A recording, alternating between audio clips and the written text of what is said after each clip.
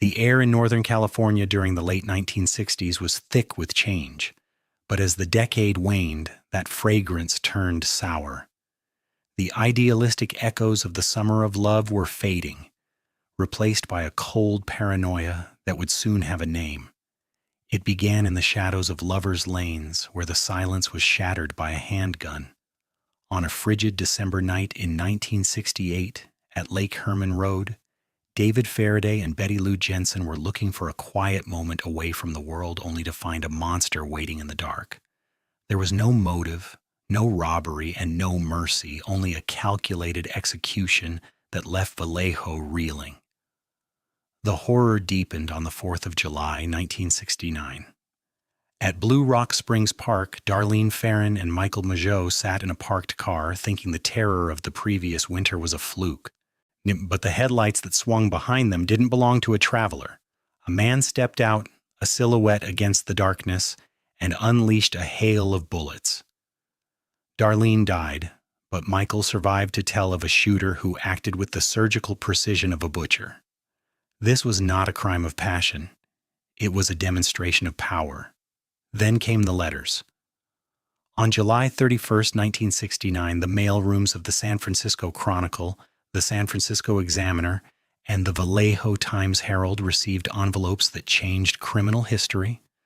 The letters were written in a scratchy, slanted scrawl that suggested a feverish mind at work. Inside were portions of a 408-symbol cipher.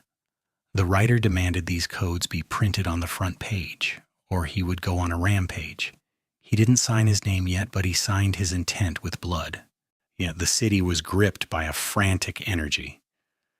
Cryptographers scrambled, but it wasn't the FBI who broke the code first. It was a high school teacher named Donald Hardin and his wife, Betty. The Hardins unraveled a confession that chilled the bone. The message didn't contain a name. Instead, it offered a glimpse into a fractured psyche. It began with the words, "I like killing people because it is so much fun." It claimed he was collecting slaves for the afterlife. This revelation transformed the faceless shooter into something far more terrifying. He wasn't just a murderer, he was a seeker of infamy, a man who viewed his crimes as a performance and the public as his captive spectators. Before we continue, subscribe to the channel and tell us in the comments where you are watching from. As the realization of this threat settled over the Bay Area, Zodiac fever spread like a contagion. Residents retreated into their homes before sunset. Parents clutched their children tighter, fearing that any school bus or playground could become the next target for a man who seemed to strike without pattern or reason. The atmosphere of freedom that had defined San Francisco vanished, replaced by a suffocating sense of vulnerability. People looked at their neighbors with suspicion, wondering if the man at the grocery store was the monster from the headlines. Behind the scenes, the investigation was a mess of overlapping jurisdictions. The Vallejo and San Francisco police departments found themselves at odds, struggling to share information while the killer mocked their incompetence. The tension grew as the suspect seemed to glide effortlessly across city lines, always one step ahead. The pressure on detectives was immense, as every delay meant another life lost. The killer soon gave himself a name that would haunt the world forever: the Zodiac. In a follow-up letter, he expressed disappointment that the police were having trouble with his puzzles. He wasn't satisfied with the fear he had already sown. He wanted more. He issued an ultimatum. If his cipher was not printed on the front page by Friday, he would cruise around all weekend killing lone people in the night. The clock was ticking, and the city held its breath, waiting to see if the sun would rise on a new morning of blood. The horror took a theatrical turn on a warm September afternoon in 1969 at the sun-drenched shores of Lake Berryessa. Unlike the previous shootings, this attack occurred in broad daylight, stripping away the comfort of darkness. Brian Hartnell and Cecilia Shepard were enjoying a picnic when a man emerged from the brush.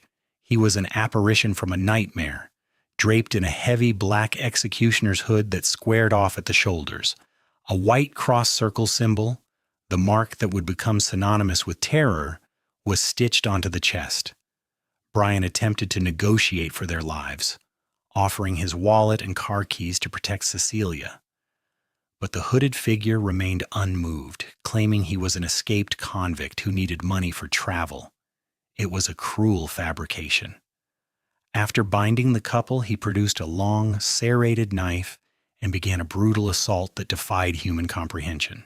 Before leaving, he walked to Brian's car and used a pen to write the dates of his attacks on the door, followed by his signature symbol. Cecilia succumbed to her wounds, but Brian survived, left to carry the memory of those cold eyes behind the slits of a black mask. 2 weeks later, the predator shifted to the heart of San Francisco. On a quiet street corner in Presidio Heights, taxi driver Paul Stine was shot at point-blank range in the back of the head. This murder was a radical departure from the killer's pattern. This time, he was in a residential neighborhood, and he was seen. 3 teenagers watched from across the street as a man wiped down the cab and walked calmly toward the Presidio Park. However, a catastrophic communication error turned a potential capture into a failure. A dispatcher mistakenly broadcast the suspect's description as a black male. Consequently, when officers passed a white man walking away from the crime, they didn't stop him. The Zodiac later gloated in a handwritten letter, mocking the police for their incompetence and claiming he had even spoken to the officers. This missed opportunity would haunt the department for decades. The Zodiac's psychological warfare soon escalated, targeting the city's most vulnerable. He sent a letter threatening to blow up a school bus, describing a death machine hidden along a roadside. He detailed how he would shoot the tires and then pick off the kiddies as they come bouncing out. This threat paralyzed the Bay Area. Police escorts became mandatory for every route, and parents lived in suffocating dread.